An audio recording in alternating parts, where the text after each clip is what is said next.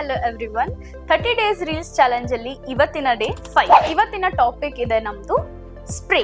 Spray ಅಂತಂದ್ರೆ 2 types of spray ಬರುತ್ತೆ. But ಎಲ್ಲರಿಗೂ ಕನ್ಫ್ಯೂಷನ್ ಏನು ಅಂತಂದ್ರೆ ಸೆಟ್ಟಿಂಗ್ ಸ್ಪ್ರೇ ಯಾವಾಗ ಯೂಸ್ ಮಾಡೋದು, ಫಿಕ್ಸಿಂಗ್ ಸ್ಪ್ರೇ ಯಾವಾಗ ಯೂಸ್ ಮಾಡೋದು. ಸೊ ನಾನು ಫಸ್ಟ್ ಹೇಳ್ತಾ ಇರೋದು setting spray, that is Europe girl. Setting spray ಅಂತಂದ್ರೆ ಮೇಕಪ್ ಮಾಡುವಾಗ ಮಿಡಲ್ ಅಲ್ಲಿ ಯೂಸ್ ಮಾಡೋದಕ್ಕೆ ನಾವು ಮೇಕಪ್ ಅನ್ನ ಸೆಟ್ ಮಾಡ್ಲಿಕ್ಕೆ ಯೂಸ್ ಮಾಡ್ತಾ ಇರೋದು setting spray. So next one product ಬಂದು makeup fixer.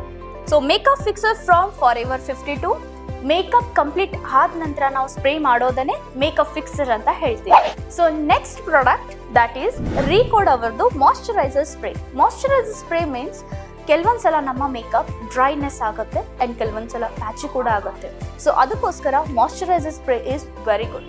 The last product is ನನ್ನ ಫೇವರೇಟ್ ಪ್ರಾಡಕ್ಟ್ ಅಂತಾನು ನಾನು ಹೇಳ್ತೀನಿ, ದಟ್ ಈಸ್ ದ ಅನಸ್ತೇಶಿಯಾ.